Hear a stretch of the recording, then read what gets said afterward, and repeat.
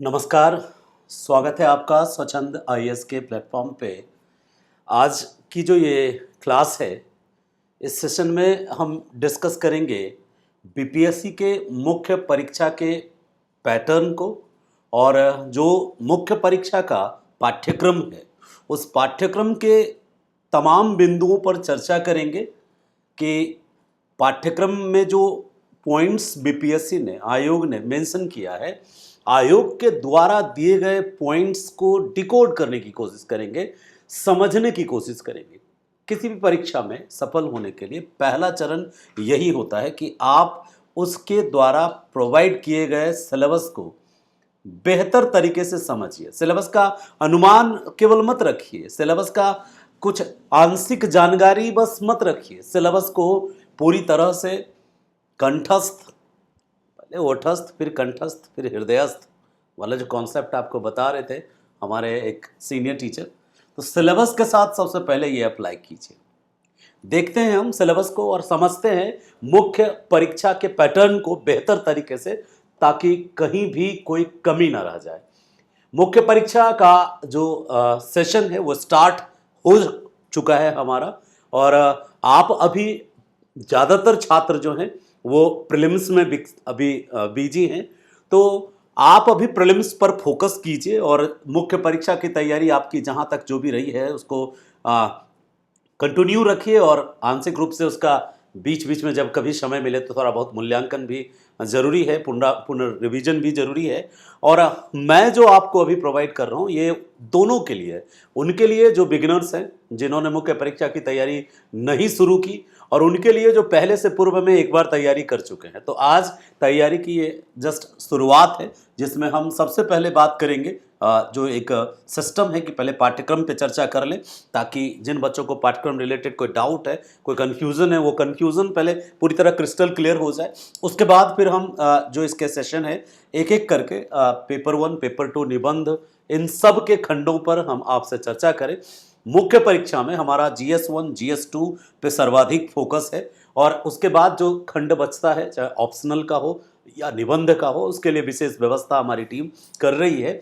चलिए देखते हैं कि आयोग ने जो अभी संशोधित पाठ्यक्रम या प्रारूप, परीक्षा प्रारूप, हम बात कर रहे हैं बीपीएससी के संशोधित परीक्षा पैटर्न पर, ठीक है, संशोधित और परीक्षा प्रारूप पर बात कर रहे हैं, और साथ ही साथ हम इसमें मुख्य परीक्षा में आगे क्या पढ़ने जा रहे हैं उन तथ्यों का डिस्कशन करेंगे आपके साथ। दो तथ्य हैं हमारे पास, संशोधित परीक्षा प्रारूप और पाठ्यक्रम। पाठ्यक्रम भी संशोधित नवीन पाठ्यक्रम जो वर्तमान में प्रासंगिक पाठ्यक्रम है, क्योंकि आयोग के वेबसाइट पर 2017 वाली ही पाठ्यक्रम पड़ी हुई है। उसके बाद कई परिवर्तन आयोग के द्वारा किए गए, लेकिन उन परिवर्तनों का जिक्र उन पुराने पाठ्यक्रम में नहीं है। तो सबसे पहले हम उन परिवर्तनों पर फोकस करें कि वर्तमान में परीक्षा का प्रारूप क्या चल रहा है और नए परिवर्तन क्या हुए हैं, ऐसा क्या हुआ है जिसका ज्ञान हमें होना जरूरी है। ठीक है, तो वर्तमान परीक्षा प्रारूप समझेंगे बीपीएससी के मुख्य परीक्षा की, और ये जो सेशन है डेडिकेटेड है 70वीं बीपीएससी के लिए, लेकिन प्रासंगिक है 71वीं के लिए भी, और प्रासंगिक है आयोग द्वारा आयोजित बीपीएससी के उन सभी मुख्य परीक्षाओं के लिए जो आगे होने वाले हैं, तब तक जब तक कि कोई नया परिवर्तन नहीं होता है। चलिए, हम सारे अपडेट तो चैनल पे अवेलेबल कराएंगे ही कि क्या अपडेट हो रहा है बीपीएससी में, और अभी आप फोकस कीजिए पाठ्यक्रम पर। देखिए, परीक्षा का जो नवीन प्रारूप है, ठीक है, परीक्षा का जो नवीन प्रारूप है, सबसे पहले उस नवीन प्रारूप को देखते हैं। वर्तमान में आयोग ने परीक्षा के प्रारूप में एक नया खंड अलग से बेहतर तरीके से ऐड किया है, वो है निबंध का के अंकों में बढ़ोतरी। ठीक है, और दूसरा जो परिवर्तन किया है वह वैकल्पिक विषय में किया है। जैसा कि आपको ज्ञात होगा, जो आंशिक जानकारी इधर उधर से जमा करते हैं, जो सीधे मूल स्रोत पर ना जाकर अन्य से जानकारी इकट्ठा करते हैं, उनकी बात करें यदि हम, तो उनको इतना ज्ञात तो है कि जो वैकल्पिक विषय है वो हटा दिया गया है। और दूसरी बात भी जानकारी है कि जो वैकल्पिक विषय है वो MCQ बेस्ड हो गया है, ऑब्जेक्टिव हो गया है, ये जानकारी आपको होगी। तो एकदम शुरू से बात करते हैं कि यदि हम प्रारंभिक परीक्षा क्लियर कर लेते हैं, पीटी हमारा क्लियर कर लिए, हम कट ऑफ पार कर लिए, टॉप होने की आवश्यकता नहीं है, कट ऑफ हम पार कर लिए।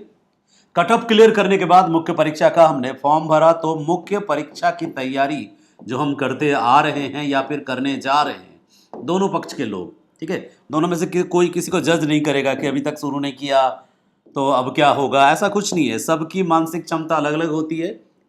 कोई 10 वर्ष से तैयारी कर रहा है मुख्य परीक्षा का, फिर भी उसका क्लियर नहीं हो रहा, और कोई 10 दिन तैयारी 20 दिन तैयारी कर रहा है तो भी वो क्लियर कर ले रहा। आपको थोड़ा आश्चर्यजनक लग सकता है, लेकिन कुछ लोग मानसिक रूप से इतने प्रबल होते हैं कि यदि उनकी पूर्व ज्ञान उनका बहुत ही ज़्यादा बेहतर है तो पाठ्यक्रम के अनुरूप वो अपने ज्ञान को लिख लेते हैं, डाल लेते हैं। तो मुख्य परीक्षा में जैसे ही आप मुख्य परीक्षा देने जाते हैं तो पहला जो आपका विषय होता है वो होता है सामान्य हिंदी। सामान्य हिंदी 100 अंक का होता है और क्वालिफाइंग नेचर का होता है। सिर्फ इसमें आपको पास करना है, ये आपके मेरिट में ऐड नहीं होता है, ठीक है, मेरिट में ये ऐड नहीं होता है, ये जुड़ता नहीं है। दूसरी बात कि 3 घंटे के समय में 100 अंक हिंदी में यदि आप लाना चाहते हैं तो आपको सामान्य हिंदी में क्या क्या आना चाहिए, तो आप 100 अंक ले आएंगे। देखिए 100 अंक की परीक्षा जो सामान्य हिंदी की होगी पहले ही दिन, वो 3 घंटे की होगी। 3 घंटे में आप वहां परीक्षा तो 100 अंक के लिए देंगे, लेकिन 100 में 100 लाने पर किसी भी प्रकार के सम्मान या पुरस्कार के भागी नहीं होंगे और ना ही वो अंक आपके मेरिट लिस्ट में जुड़ेंगे। सिर्फ आपको क्वालिफाई करना है।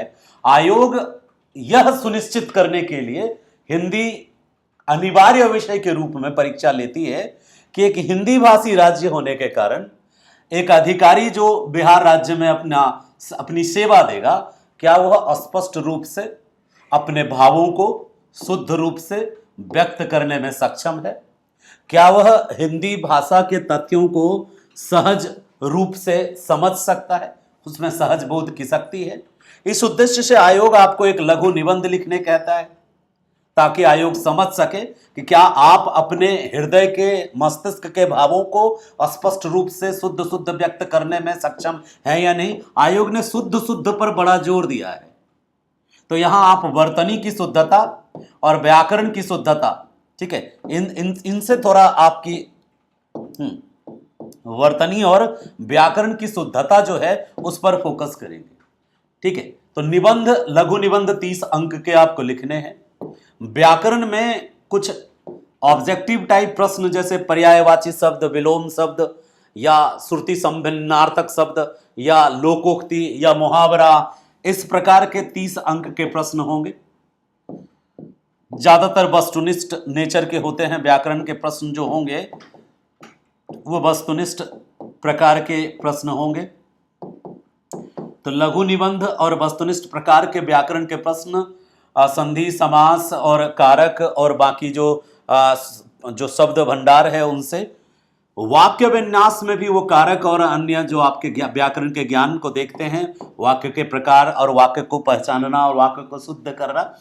एक आता है प्रेसी राइटिंग, संक्षेपण, जिसमें एक बड़ा सा पैराग्राफ होता है जिसको पढ़ के आपको संक्षेप करना होता है, साथ ही साथ उसका शीर्षक देना होता है।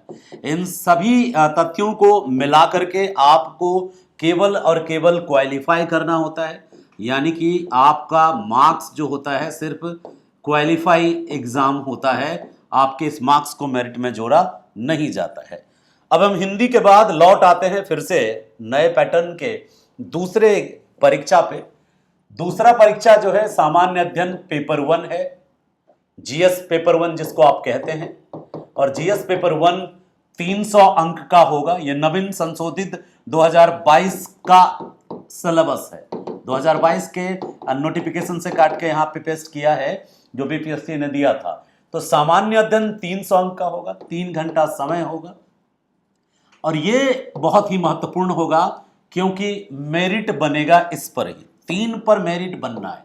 किस पर? एक GS1, GS2 और SA, तो इन्हीं पे मेरिट बनना है, इन्हीं पे रैंक आना है। तो आपको मेरिट के लिए आप जब मेहनत करेंगे तो आप यही तीनों पे सबसे ज़्यादा मेहनत करेंगे, GS पेपर 1, GS पेपर 2 और GS पेपर निबंध का पेपर। तो 3 या 900 अंक पे आपका रैंक जो है डिपेंड करता है। बाद में इंटरव्यू का नंबर जो है वो ऐड होता है, ठीक है। तो 900 अंक के लिए 3 चीज़ है, पेपर 1, पेपर 2 और निबंध। 300 नंबर का पूर्णांक है और 3 घंटे का समय है। एक एक करके पेपर 1 के सिलेबस को, पेपर 2 के सिलेबस को और निबंध के सिलेबस को पहले समझते हैं, तब वैकल्पिक पे जाएंगे। 3 घंटा 300 अंक पेपर 1, 3 घंटा 300 अंक पेपर 2 और 3 घंटा 300 अंक निबंध। जो अनिवार्य हिंदी था उसमें 30% अनिवार्य लाना है और बाकी जो भी उसका जो क्वालिफाइंग होगा मार्क्स वो बताया जाएगा आपको। थोड़ा GS के सिलेबस पर जाने से पहले हम आपको कुछ उत्तर लेखन से संबंधित आयोग के निर्देश को आपके सामने चर्चा करना चाहते हैं। आयोग आपसे ओपनली कहती है कि आपको प्रश्न पत्र हिंदी और अंग्रेजी दोनों में वो उपलब्ध कराएंगे, चाहे आपका माध्यम कुछ भी हो। अंग्रेजी के प्रश्न को आप अधिक प्राथमिकता देंगे यदि शाब्दिक कोई अशुद्धि होती है तो। सभी भाषा से अलग विषय जो हैं, जैसे लैंग्वेज पेपर को छोड़ के बाकी पेपर का उत्तर अक्सर लोग पूछते हैं यही इसके प्रश्न को कि सर क्या हम GS को हिंदी से इंग्लिश में लिख सकते हैं? तो आप कोई भी 3 में से एक भाषा में लिख सकते हैं, ठीक है। GS पेपर 1 और GS पेपर 2 और निबंध, इन तीनों के लिए आपको आज़ादी है कि आप चाहें तो हिंदी में लिखें, आप चाहें तो अंग्रेजी में लिखें और आप चाहें तो उर्दू में लिखें। किसी एक भाषा में उत्तर दिया जा सकता है, ठीक है। लेकिन जो लैंग्वेज पेपर है तो यदि वो हिंदी है तो उसका उत्तर आप हिंदी में देंगे, उर्दू है तो उसका उत्तर उर्दू में देंगे और अंग्रेजी है तो उसका उत्तर अंग्रेजी में देंगे। हालांकि अंग्रेजी नहीं है बिहार में। प्रश्न पत्रों के उत्तर देने का विकल्प लेने वाले उम्मीदवार यदि चाहें तो केवल तकनीकी शब्द, वाक्यांश और उद्धृत अंशों का यदि कोई है विवरण तो उनके द्वारा चुनी गई भाषा के साथ अंग्रेजी रूपांतरण भी दे सकते हैं। जैसे मान लीजिए आप हिंदी में निबंध लिख रहे हैं और आपको लिखना है honesty is the best policy, तो आप उसको इंग्लिश में लिख सकते हैं honesty is the best policy. बहुतों को डाउट होता है और बहुतों को क्लियर नहीं होता ये माइंड में। उनको लगता है कि यार मेरा माध्यम हिंदी है तो हम अंग्रेजी में लिखें या ना लिखें। आयोग ने स्पष्ट रूप से इसको अपने सिलेबस में, पुराने सिलेबस में भी मेंशन कर रखा है कि आप प्रश्न पत्र का जब उत्तर देते हैं तो कोई भी टेक्निकल टर्मिनोलॉजी है, कोई स्टेटमेंट है, तो आप उसको, आपका भले ही लैंग्वेज हिंदी है, भाषा माध्यम आपने हिंदी चुना है या उर्दू चुना है, इसके बावजूद आप अंग्रेजी मेंशन कर सकते हैं। उम्मीदवार को अपने प्रश्न पत्र के उत्तर स्वयं अपने ही हाथ से लिखने होंगे। किसी भी परिस्थिति में इसके लिए दूसरे से सहायता लेने की अनुमति नहीं दी जाएगी। मुख्य परीक्षा में भी, हालांकि जो फिजिकली हैंडीकैप हैं या फिर जिनको प्रॉब्लम है तो उनका एप्लीकेशन लेकर के आयोग प्रोवाइड करती है राइटर, लेकिन इसके बावजूद उसकी पूरी गहन जांच के बाद सुनिश्चित करती है कि इसमें कुछ धांधली की ना हो संभावना। ज़्यादातर केसेस में जो सेंटर होता है एग्जामिनेशन सेंटर, उसमें हाईली जो फिजिकली चैलेंज्ड हैं उनको ही प्रिंसिपल अलाउ करता है। अदरवाइज आयोग ने सख्त चेतावनी दी है कि आपको आपका उत्तर स्वयं लिखना है। परीक्षा के सभी विषयों में कम से कम शब्दों में की गई संगठित, सबसे इंपॉर्टेंट लाइन है मुख्य परीक्षा की, ये एक सबसे इंपॉर्टेंट लाइन है और इस लाइन को जिसने गंभीरता से नहीं लिया रैंक उसके जीवन में कभी अच्छे नहीं होते। क्या लाइन है? कम से कम शब्दों में। जबकि बच्चा क्या करता है, कुछ भी लपेट रहा है, लपेटने की आदत हो जाती, कुछ भी कहानी की तरह लपेटना नहीं है, कम से कम शब्दों में और संगठित, संगठित माने ऑर्गेनाइज्ड, फ्लो बना रहे आंसर का, सूक्ष्म और सशक्त अभिव्यक्ति को श्रेय मिलेगा। आयोग का कहना है ये, और आयोग चाहती है कि उत्तर आपका सधा हुआ हो और उत्तर में आपके सूचनाएं जो हों आपकी वो अतिरंजित ना हो और व्यवस्थित हो, प्रश्न के मांग के अनुरूप हो। प्रश्न के मांग को आप कितना बेहतर समझते हैं, आयोग आपके द्वारा दिए गए उत्तर के आधार पर आपकी समझ भी समझने की कोशिश करती है। प्रश्न पत्रों में जहां कहीं भी आवश्यक हो, माप तौल से संबंधित जो प्रणाली है उसको मीटर, जो प्रणाली है मीटरी सिस्टम, मैट्रिक सिस्टम, तो मीटरी प्रणाली में लिख सकते हैं 1 kg 2 kg जो आप लिखते हैं वो सब। उम्मीदवार प्रश्न पत्र में उत्तर देते समय केवल भारतीय अंकों के अंतर्राष्ट्रीय रूप जैसे 1 2 3 4 6 7 का ही प्रयोग करेंगे। रोमन या डिफरेंट डिजाइन का जो हिंदी माध्यम का जो वो 1 2 3 है वो नहीं लिखेंगे। एक और बात जाननी है, आप चाहें तो परीक्षा में कैलकुलेटर का प्रयोग कर सकते हैं। परीक्षा में किसी से कैलकुलेटर मांगने या आपस में कैलकुलेटर बदलने की अनुमति नहीं है, लेकिन आप चाहें तो कैलकुलेटर मुख्य परीक्षा में ले जा सकते हैं। ये सारी चीजें मैंने जान के बताई। आप में से कई लोगों को ये चीजें नहीं पता होती, वो सोचते हैं कि भाई कैलकुलेटर ले जाएं या नहीं, क्योंकि स्टैटिक्स में कैलकुलेटर की बड़ी जरूरत होती है और ज्यादातर बच्चे इस डर से नहीं ले जाते कि शायद अलाउ नहीं होगा। आप वहां चाहें तो कैलकुलेटर ले जा सकते हैं। कोई पूछे तो आप उसको आयोग की वेबसाइट पे जाके नियम नंबर 8 दिखा सकते हैं कि उम्मीदवार यदि चाहें तो मुख्य परीक्षा में कैलकुलेटर का प्रयोग कर सकते हैं। परीक्षा में किसी से कैलकुलेटर मांगने या आपस में बदलने की अनुमति नहीं होगी। इन लाइनों को आत्मसात करेंगे अपने माइंड में तो आपको लाभ होगा परीक्षा में। अब हम बात करें जीएस पेपर 1 के सिलेबस की। हमने जीएस पेपर 1 देख लिया, 300 अंक का है। हिंदी का सिलेबस तो हमने देख लिया, सामान्य हिंदी जो कंपलसरी हिंदी है यह देख लिया हमने। और अब हम जीएस पेपर 1 के जो सिलेबस डिटेल हैं उसकी चर्चा करेंगे आपसे।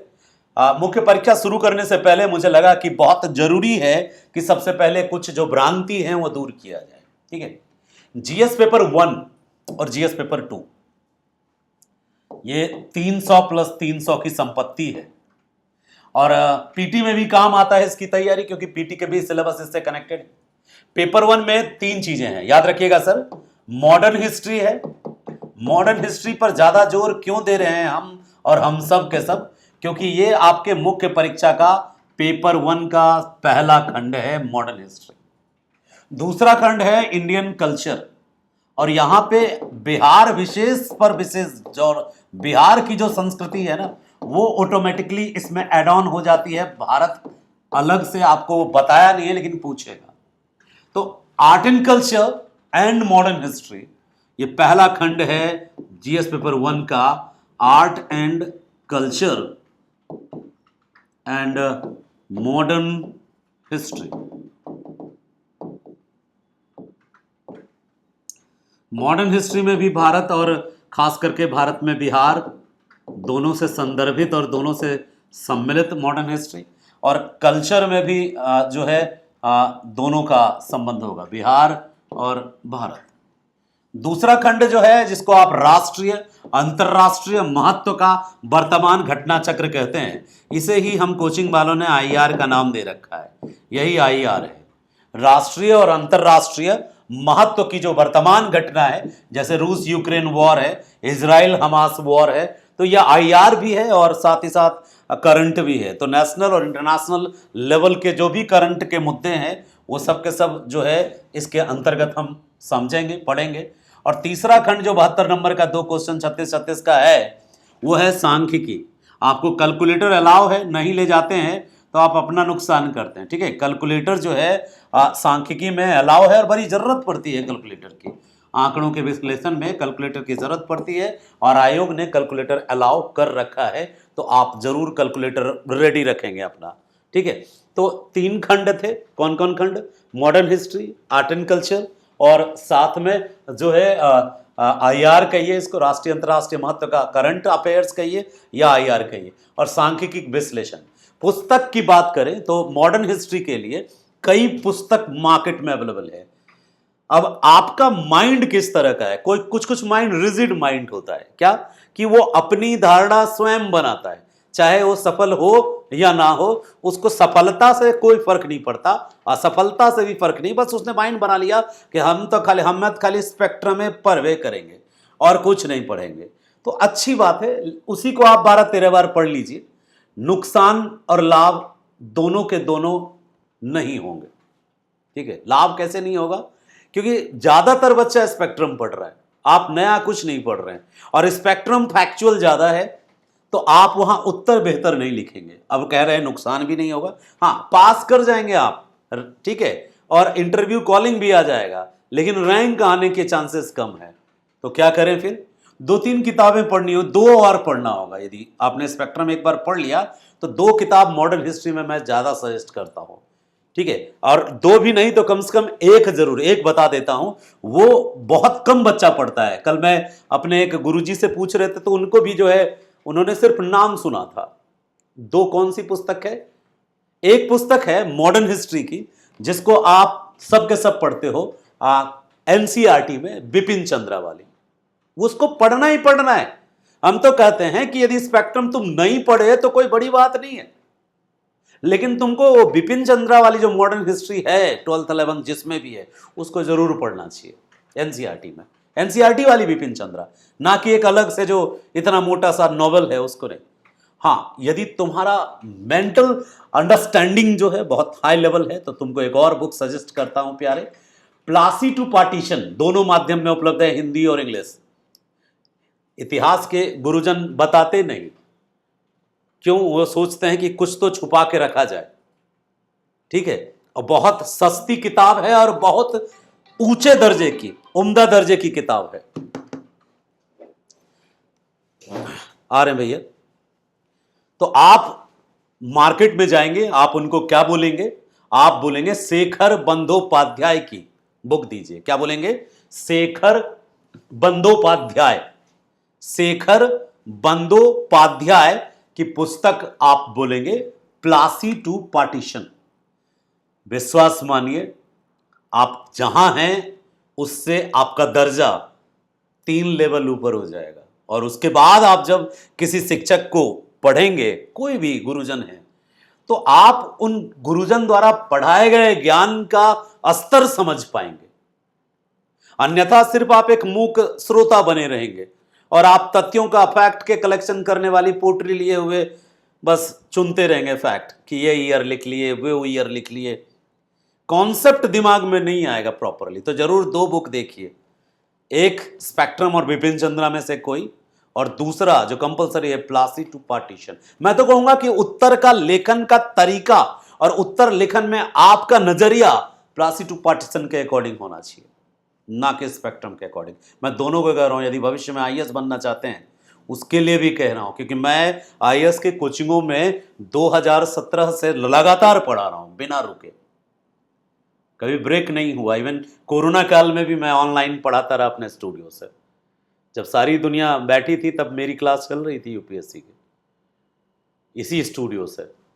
तो आप जरूर ध्यान रखिएगा इस चीज का। दूसरी बात करता हूं अब कि यदि सर बिहार के कल्चर को पढ़ना हो तो क्या पढ़ें? कोई नहीं बताया होगा, ऐसी ऐसी किताबें हैं, और जब आप देखोगे किताब तो हृदय से धन्यवाद करोगे। एक पुस्तक आती है इमिनेंट्स ऑफ बिहार, सुना है आपने? छोटी सी पॉकेट बुक्स की तरह है, कलरफुल इमेजेस के साथ, इमिनेंट्स ऑफ बिहार। और बिल्कुल लिख से हट के पुस्तक है, लेकिन बिहार के कल्चर को इंग्लिश में बहुत बेहतरीन तरीके से बताया है। वो पुस्तक हिंदी में उपलब्ध नहीं है, ठीक है। बिहार स्पेशल के आप पढ़ते हैं, उसी में सोचते हैं किसी से कल्चर कवर हो जाएगा। मासूमों को ज्यादा समझाने के बाद मासूम उसको हल्के में ले लेता है, वो सोचता है कि हम इसी से कर लेंगे। तो कर तो लेंगे, हम कहाँ कह रहे हैं कि आपको नुकसान होगा। रैंक नहीं आएगा प्यारे, क्योंकि जो आप कर रहे हो पूरी दुनिया कर रही है, तो आप अलग क्या कर रहे हो? तो इमिनेंट्स ऑफ बिहार बहुत कम बच्चे पढ़ते हैं, छोटी सी किताब है 200-250 की, और ऊपर जो है बिहार से मिली हुई मूर्तियों की इमेजेस बनी है। कलरफुल किताब है, इंग्लिश में है लेकिन इजी इंग्लिश है, उसको जरूर पढ़िएगा। तो कल्चर की किताब बताए इमिनेंट्स ऑफ। अब भारतीय संस्कृति के लिए तो बस एक ही किताब मार्केट में है, वो है रवि सिंघानिया की बुक जो है, ठीक है, रवि नहीं है, क्या नाम है, आर से ही है, सिंघानिया की बुक है, ठीक है। तो सिंघानिया की बुक पढ़िए कल्चर, इंडियन कल्चर के लिए, और इमिनेंट्स ऑफ बिहार पढ़िए बिहार के कल्चर के लिए। और सिंघानिया कम भी पढ़ेंगे तो चलेगा, art and culture of India ancient history से भी कवरअप हो जाता है। और अब हम आगे चलते हैं अगले पॉइंट पे कि हम आईआर, ये जो घटना है, इसको कहाँ से देखें। इसके लिए ही प्रतियोगिता दर्पण पढ़ने की सजेशन दी जाती है, या क्रॉनिकल सिविल सर्विसेज पढ़ने की आपको सजेशन दी जाती है, क्योंकि क्रॉनिकल और प्रतियोगिता दर्पण में करंट मुद्दों पर ऐसे एक अच्छे ऑथर के थ्रू लिखवा के आपके सामने रखा जाता है। वो इवेंट को फॉलो अप करते हैं, जैसे आप रूस यूक्रेन वॉर हो गया, इजराइल हमास वॉर हो गया, या कोई भी इशू जो इंटरनेशनल बाइडेन का वो जो रिसेंटली ईरान में जो इशू हुआ था, ईरान के एक लीडर्स की हत्या हुई थी, अदरवाइज जो और कुछ नया कुछ भी इंटरनेशनल लेवल पे G20 समिट हुआ था, ये सब के सब आईआर में भी रिलेटेड इश्यूज हैं और करंट के भी रिलेटेड इश्यूज हैं, और इसके बारे में ब्यौरा किसी स्टैटिक किताब में तो मिलेगा नहीं। That's why you should go with the प्रतियोगिता दर्पण। आप अतिरिक्तांक ले लीजिए, जो उसका वार्षिकांक आता है, उसमें भी वो उस सारे ऐसे को एक जगह करके देता है जो साल भर में घटी हुई घटनाएं। बच्चा प्रतियोगिता दर्पण क्यों खरीदता है? वो उसमें सिर्फ और सिर्फ ऑब्जेक्टिव ढूंढने के लिए करंट के ऑब्जेक्टिव ढूंढ करके उसको छोड़ देता है, और मुख्य परीक्षा की जो उसमें सामग्रियां दी गई हैं वो व्यर्थ चली जाती हैं। मानो या ना मानो, मैंने देखे हैं बच्चों को बहुत करीब से, वो प्रतियोगिता दर्पण को सिर्फ एक करंट के सोर्स के रूप में देखता है, और उसमें भी वर्तमान में बाजार में इतने रेडीमेड वस्तुएं आ गई हैं कि वो ऑब्जेक्टिव के पीछे भागने वाले, वनडे एग्जाम से सीधे सिविल के एग्जाम में आने वाले बालक अपने वनडे की जो मानसिकता है उससे बाहर नहीं निकल पाता है। उसका नतीजा है कि मार्केट में ऑब्जेक्टिव करंट अफेयर्स ज्यादा बिकने लगे, और जो objective with subjective essays of the current affairs available था उससे रुचि कम गई। नतीजा पेपर 1 में मार्क्स कम आते हैं। तो पेपर 1 में मार्क्स अच्छे चाहिए तो कोई भी एक रिलेवेंट जो स्टैंडर्ड सिविल सर्विस लेवल की जो मैगजीन में जो करंट के इशूज आ रहे हैं दुनिया में घटने वाले, उनमें जो डायमेंशन है भारत का, जो उसमें भारत का जो नजरिया है, उन नजरियों को समझने की कोशिश करनी है कि आखिर भारत ने रूस यूक्रेन वॉर में अपनी जो मध्यस्थता होती थी पहले के समय में किसी भी वॉर में भारत की, तो भारत ने इस बार क्या रुख अपनाया? क्या भारत ने रूस के पक्ष में अपनी सहमति दी, या रूस को सहयोग दिया, या भारत ने यूक्रेन को सहयोग दिया? इजराइल हमास में भारत की क्या स्थिति थी? भारत का क्या स्टैंड था? क्या पार्लियामेंट में भी एक इश्यूज हुआ था कि एक लीडर एमपी बनने के बाद फिलिस्तीन का नारा लगा रहे थे और बड़े लेवल पे उसका विरोध भी हुआ, और भारत के सरकार का क्या स्टैंड था इस पे कि सरकार इजराइल के साथ खड़ी थी, या हमास के साथ खड़ी थी, या फिलिस्तीन के साथ खड़ी थी, या फिर भारत ने सही का साथ दिया कि भाई इजराइल का विरोध किया? इन चीजों पे आप क्या सोचते हैं? भारत को क्या करना चाहिए था? भारत के हित कहां है, छुपे हैं? ये समझ विकसित करने के लिए क्रॉनिकल या फिर प्रतियोगिता दर्पण या उस तरह के लेवल के जो कोई मैगजीन हो वो देखना होगा, पीआईबी पे जाके पढ़ना होगा। सांख्यिकी की किताब जो है, जो स्टैटिक्स की किताब है, बहुत सारी किताब मार्केट में है। स्पेक्ट्रम कंपनी भी स्टैटिक्स की बुक निकालती है, कोई एक बुक लेकर के, और उससे अच्छा है कि पिछले 5 साल के स्टैटिक्स के क्वेश्चंस को यदि सॉल्व कर लिया जाए तो type of the questions confirm है कि आप सीख जाएंगे, और सारे टाइप के क्वेश्चंस का प्रैक्टिस कर लिया तो फिर दिक्कत क्या है? तो जीएस पेपर 1 की जो तैयारी का रूप है वो भी बताया, साथ में सिलेबस बताया कि art and culture of India and Bihar and current affairs of the world and India and statics, ये 3 सेक्शन है आपके जीएस पेपर 1 में। पेपर 2 की बात करें तो पेपर 2 में पॉलिटी सबसे 1 नंबर पे है। पॉलिटी के क्वेश्चंस बड़े बेहतरीन बिहार पूछती है, बड़ा प्रासंगिक और व्यावहारिक और वर्तमान संदर्भ से जुड़े हुए प्रश्न को संवैधानिक परिप्रेक्ष्य के साथ साथ व्यावहारिक परिप्रेक्ष्य को भी समझने की कोशिश करती है आयोग देखना चाहती है कि जो हमारे भविष्य के अधिकारी हैं, भावी अधिकारी, उनकी समझ जो है वर्तमान समय की राज व्यवस्था के संदर्भ में कैसा है। क्या वो समझते हैं वर्तमान में घटित राजनीतिक घटनाओं का संवैधानिक प्रोस्पेक्टिव समझते हैं? जैसे 1 नेशन 1 इलेक्शन न्यूज में है, लगातार चर्चा हो रहा है, तो इसका संवैधानिक एस्पेक्ट क्या है? संविधान में इसकी कहां कहां पे इसका जिक्र है और क्या संभावना है? पहले कभी जिक्र हुआ है या इस तरह का कुछ चर्चा? कौन कौन से आर्टिकल इससे प्रभावित होंगे या किस किस आर्टिकल के तहत यह लागू हो पाएगा? अब यूनिफॉर्म सिविल कोड है, या 3 तलाक का इशू है, या एग्रीकल्चरल रिफॉर्म्स लॉ है, या फिर विमेन को रिजर्वेशन जो दिया गया संसद में वो इशू है।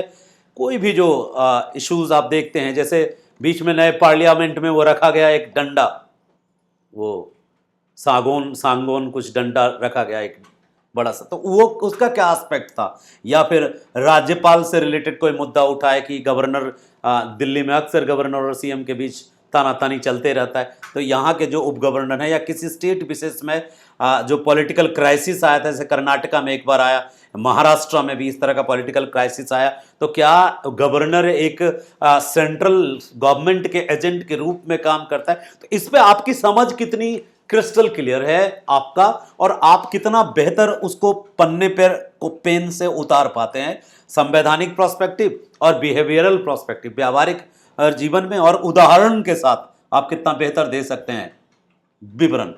ये पॉलिटी की समझ चाहिए आपको, खास करके संघ और राज्य के टकराव से संबंधित मुद्दे, जुडिशरी में होने वाले नए प्रयोग वाले मुद्दे, उन पर आपकी समझ बननी चाहिए। अब इसके लिए सोर्स क्या हो, तो लक्ष्मीकांत या डीडी बासु या सुभाष कश्यप या पी बख्शी, किसकी बुक आप देखते हैं, ये डिपेंड करता है आपके मानसिक स्तर और आपका मस्तिष्क किस प्रकार का है। अलग अलग मस्तिष्क, अब कुछ ऐसे माइंड हैं जो जिसको लगता है कि लक्ष्मीकांत बकवास है।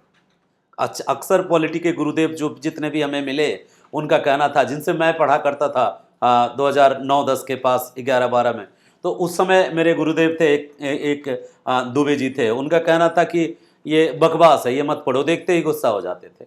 उनका कहना था पढ़ना है तो बख्शी को पढ़ो, पढ़ना है तो सुभाष कश्यप को पढ़ो, पढ़ना है तो डीडी बासु को पढ़ो, ये उनका कहना था। और सच मानिए, हम तो लक्ष्मीकांत पढ़ते रह गए।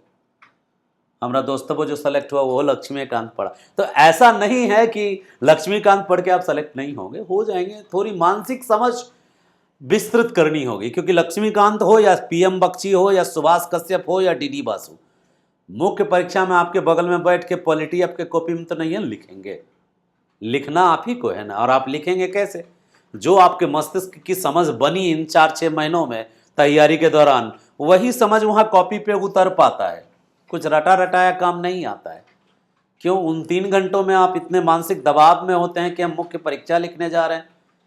पीटी निकलने के बाद जो हवाइयाँ उड़ती हैं, तोते उड़ते हैं मस्तिष्क के पटल पर आकाश में, वो जो प्रेशर है ना, उस प्रेशर में आप उतना ज़्यादा रट्टूमल वाला काम नहीं आता है। जो समझदारी बनी हुई है कॉन्फिडेंस के साथ, उसी को सजाते हैं। चलिए, भारत की अर्थव्यवस्था देखनी है और भारत का भूगोल, ये दोनों मिक्स क्वेश्चन आता है। बीपीएससी पेपर 2 यूपीएससी भी जान मारती है, और पेपर 2 में बीपीएससी यदि सबसे ज्यादा घुमा फिरा देती है प्रश्न को, तो पेपर 2 में इसी खंड को, इकोनॉमी विद ज्योग्राफी, दोनों का ना मिश्रित करके कॉकटेल क्वेश्चन देती है।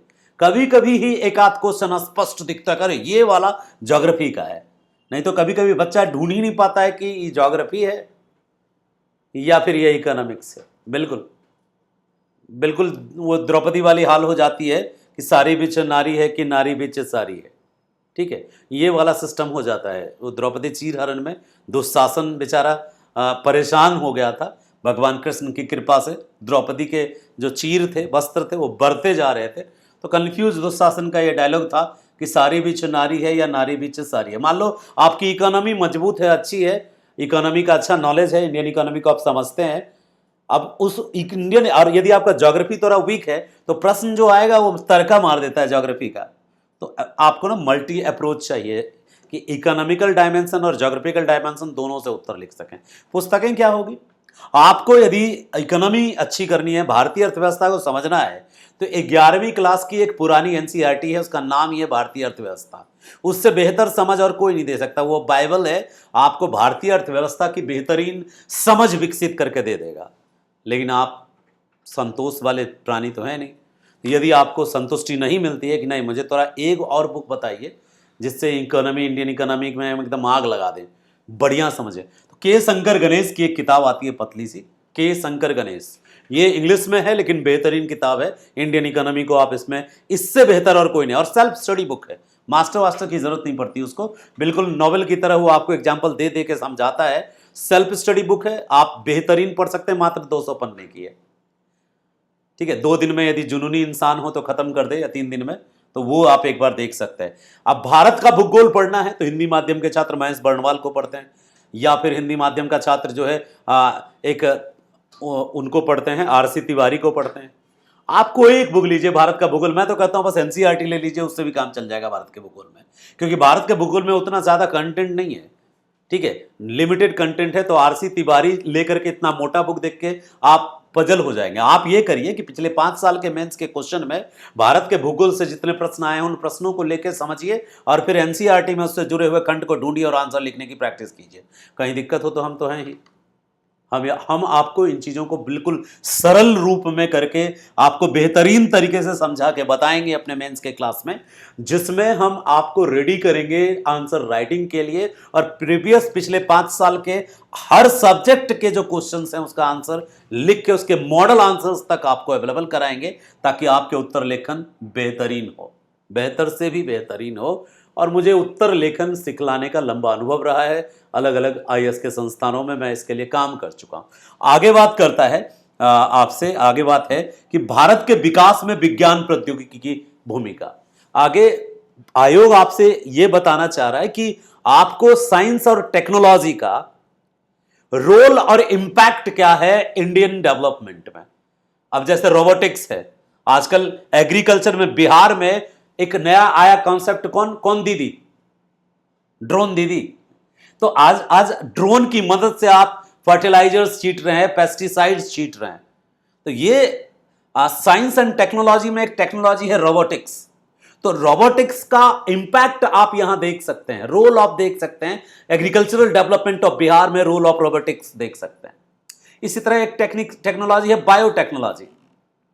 आप जो जेनेटिकली मॉडिफाइड क्रॉप्स प्रोड्यूस कर रहे हैं और different type of variety of seeds को यूज कर रहे हैं, सोनारा यूज कर रहे हैं या फिर गेहूं के हाइब्रिड सीड्स यूज कर रहे हैं या पैडी के हाइब्रिड सीड्स यूज कर रहे हैं, तो ये सब का सब बायोटेक्नोलॉजी का उपज है, ठीक है। सालों भर आप सब्जी उगा रहे हैं, सालों भर आप खीरा ककड़ी उगा रहे हैं, तो ये बायोटेक्नोलॉजी का ही करिश्मा है। तो role of the biotechnology, role of the robotics, role of the space technology. अभी रिसेंटली इसरो ने इतने सारे सैटेलाइट्स को भेजे, मौसम से, वेदर से संबंधित सैटेलाइट, एग्रीकल्चर से संबंधित सैटेलाइट, और तो और चांद पे आप मून मिशन भेज रहे हो, मंगल पे। इसका भी हमारे लाइफ पे इम्पैक्ट क्या पड़ सकता है और डेवलपमेंट में इसका क्या रोल हो सकता है, वो अंडरस्टैंडिंग आपको डेवलप करनी है। अब मन में सवाल आ रहा होगा कि इसका भी बुक बता दें कि कौन सा बुक है जहां से साइंस एंड टेक्नोलॉजी का हम इम्पैक्ट भी समझ पाएं और उसके संबंधित नॉलेज भी ले पाएं। देखो, साइंस टेक्नोलॉजी की कोई बेटर बुक बिहार प्रोस्पेक्टिव से मिलती है नहीं। हाँ, यूपीएससी प्रोस्पेक्टिव से साइंस एंड टेक्नोलॉजी की बुक कई सारी अवेलेबल है मार्केट में। एक हमारे मित्र हैं Neeraj Nachiketa sir, English medium में लिखते हैं, हिंदी माध्यम में स्पेक्ट्रम भी साइंस एंड टेक्नोलॉजी निकालती है। और भी जो अभी वर्तमान में कई सारे नए नए पब्लिकेशंस मार्केट में ट्रेंडिंग में है, उन लोगों के द्वारा भी निकाला जाता है। पुस्तक खरीदने से पहले गत 5 वर्षों में पूछे गए प्रश्नों को आत्मसात करके जाने के बाद पुस्तक को हाथ में लेकर उसकी विषय सूची में उनको ही निहारने की कोशिश करने वाला एक अच्छा पुस्तक घर ला सकता है। बाकी हम आपके लिए ऐसे पुस्तक लाए हैं और उन पुस्तकों का अध्ययन जारी है और उन पुस्तकों से नोट्स बना के आप तक पहुंचाने के लिए हम वचनबद्ध हैं, दृढ़ संकल्पित हैं। आगे बात करते हैं अगले मुद्दे पर। ये 3 जो खंड थे, science and technology, economy and geography and polity, यानी पेपर 2 में पॉलिटी भी है, पेपर 2 में इकोनॉमी भी है, पेपर 2 में ज्योग्राफी भी है और पेपर 2 में साइंस एंड टेक्नोलॉजी भी है, साइंस एंड टेक्नोलॉजी भी है। तो आपको यहां पॉलिटी की क्लास स्टार्ट हो चुकी है, अभी प्री की है और मेन की भी हम रिकॉर्ड कर रहे हैं। इकोनॉमी 25 तारीख से स्टार्ट होगा, 25 या 26, हाँ 25 से स्टार्ट हो जाएगा। आर बसेस सर 26 से शायद, हाँ 26 25 को आएंगे। तो इसी 26 से इकोनॉमी की क्लास भी आपको अवेलेबल हो जाएगी। पीटी और मेंस दोनों हम लोग रिकॉर्ड कर रहे हैं, दोनों अवेलेबल होगा। पीटी की क्लास पीटी वाले में बैच में और मेंस की क्लास मेंस में। जियो के लिए मैं हूं, मैंने काफ़ी मेहनत की है और लंबा अनुभव रखता हूं। साइंस टेक के लिए भी हमारे पास जो गुरुजन हैं वो एक से एक अनुभवी और निपुण गुरुजन हैं। बीके मिश्रा सर हैं और भी कई टीचर्स हैं जो साइंस टेक देखेंगे। और इन चारों का मुख्य परीक्षा को लेकर के जो भी तथ्य है, इंपॉर्टेंट तथ्य है, हम सब सर्वसम्मति से विचार करके एक प्रॉपर तरीके का रिटन डॉक्यूमेंट्स क्रिएट करके आप तक पहुंचाने के लिए भी प्रयासरत हैं। तो हमने दोनों पेपर देखा, paper 1 art and culture, modern history और आईआर और स्टैटिक्स। पेपर 2 चार चीजें हैं, पॉलिटी, इकोनॉमी, जियो और साइंस टेक। और पेपर 1 में जो मॉडर्न हिस्ट्री है, हमने उस समय भी कहा बिहार के विशेष संदर्भ में जरूर तैयार करना है, इंडियन कल्चर में भी बिहार के संदर्भ में जरूर तैयार करना है। और खास करके जो Indian independence, Indian freedom struggle है, भारतीय स्वतंत्रता संग्राम है, role of the Bihar and Biharis in the Indian freedom struggle, ये मोस्ट इंपॉर्टेंट है। स्पेशली मेंशन किया हुआ है संथाल विद्रोह, और मेंशन किया हुआ है चंपारण सत्याग्रह, बिरसा आंदोलन, ये सब इन्होंने मेंशन कर रखा है। ठीक है, भारत छोड़ो आंदोलन में बिहार का रोल।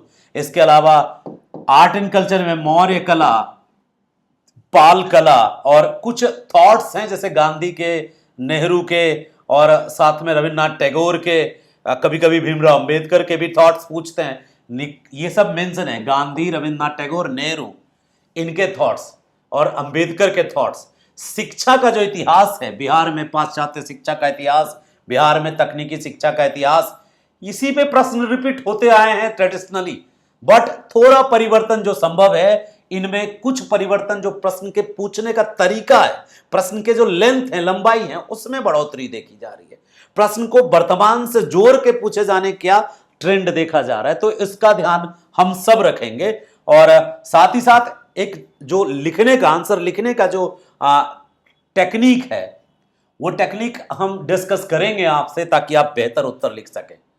और पेपर 2 में जो बात की जा रही है राज व्यवस्था से, पॉलिटी से, तो उसमें भारत के पॉलिटिकल सिस्टम के साथ साथ बिहार की पॉलिटिकल सिस्टम को भी समझना है। ज्योग्राफी में भी भारत की ज्योग्राफी के साथ साथ बिहार की ज्योग्राफी को समझना है। इकोनॉमी में भारत की इकोनॉमी के साथ साथ बिहार की इकोनॉमी को समझना है। भारत में जो पंचवर्षीय योजनाएं चली, उन योजनाओं से प्रश्न हो सकते हैं। और भौतिक भूगोल, आर्थिक भूगोल, सामाजिक भूगोल से प्रश्न हो सकते हैं।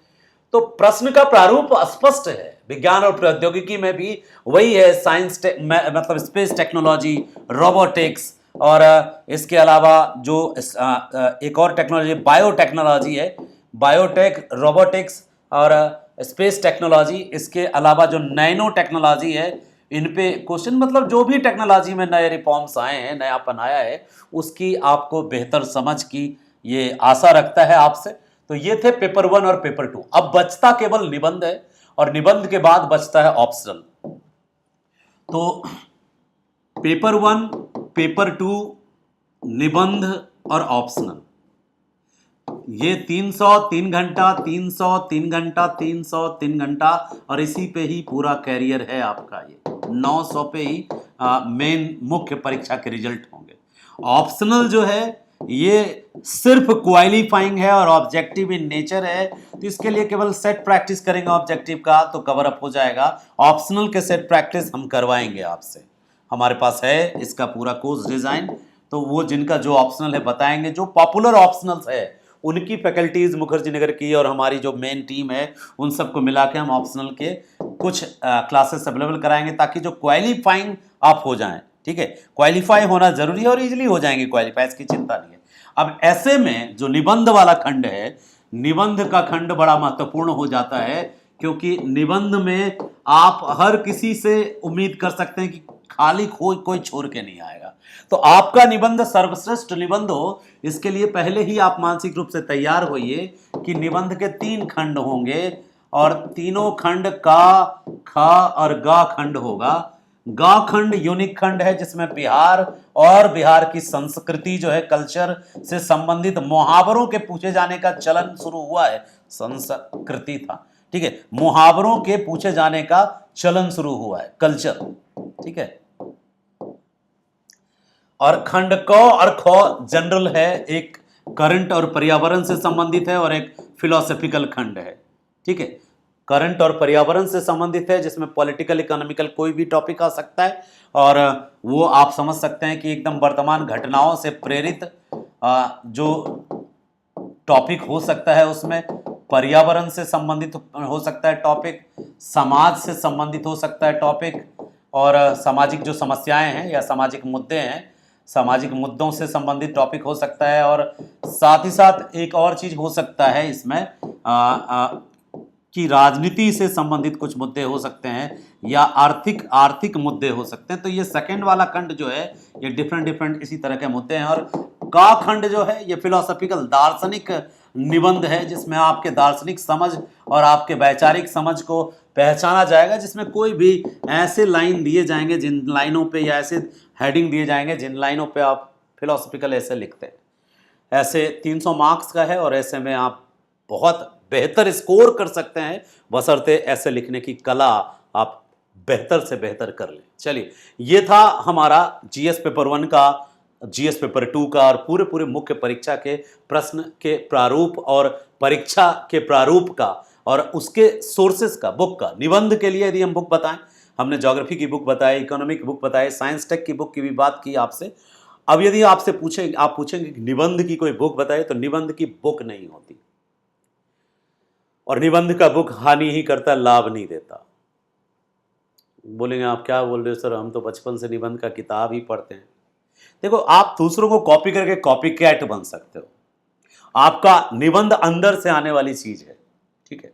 अंदर से मतलब आपके सभी सर्वस्व, जो भी ज्ञान आपने जमा किया है, जो भी समझ आपने विकसित की है, उन सब का निचोड़ होता है निबंध में। क्योंकि आप रट के 2 पन्ना लिख सकते हैं, 3 पन्ना लिख सकते हैं, लेकिन 4 पेज, 4.5 पेज, 5 पेज, कभी कभी 6 पेज जाना हो तो आपको उस पर्टिकुलर टॉपिक की समझ चाहिए। और निबंध जो है उसको गेस नहीं किया जा सकता है पूरी तरह, एकदम यही आएगा, मिलता जुलता आता है, यानी फैसला ऑन द स्पॉट करना होता है। एट द टाइम आप टाइटल देखते हो, उसी टाइम आप फ्रेम करते हो, और फ्रेम करके निबंध में पंच लाइन्स देते हो, कोटेशन देते हो, पोएम देते हो, संस्कृत के कुछ श्लोक देते हो, इंग्लिश के कुछ स्टेटमेंट देते हो, करंट की कुछ घटनाएं बताते हो, सरकार के कुछ आंकड़े बताते हो, सरकार की कुछ योजना बताते हो। तो इन सबों को तुरंत अपने मेमोरी में सर्च करना और उन सारे मोतियों को क्रमबद्ध तरीके से, लयबद्ध तरीके से फ्लो के साथ सजाना अचानक नहीं होगा, अचानक घटित होने वाली चीज नहीं है। ये समय लेगा और अभ्यास कराएगा, और तब ये निखर के आएगा, जिसको आप निबंध लेखन की कला कहते हैं। आप में से कुछ लोग निबंध लिखने में एक्सपर्ट हो सकते हैं, क्योंकि निबंध की प्रतियोगिता पहले के विद्यालयों का चलन था, और अक्सर निबंध की प्रतियोगिता होती रहती थी विद्यालयों में। आप में से कुछ लोग ऐसे भी होंगे जिनको निबंध के लिए सम्मानित भी किया गया होगा। लेकिन अब जो निबंध आप लिखने जा रहे हैं ना, आप अपने को एक ब्यूरोक्रेट मान करके निबंध लिखेंगे।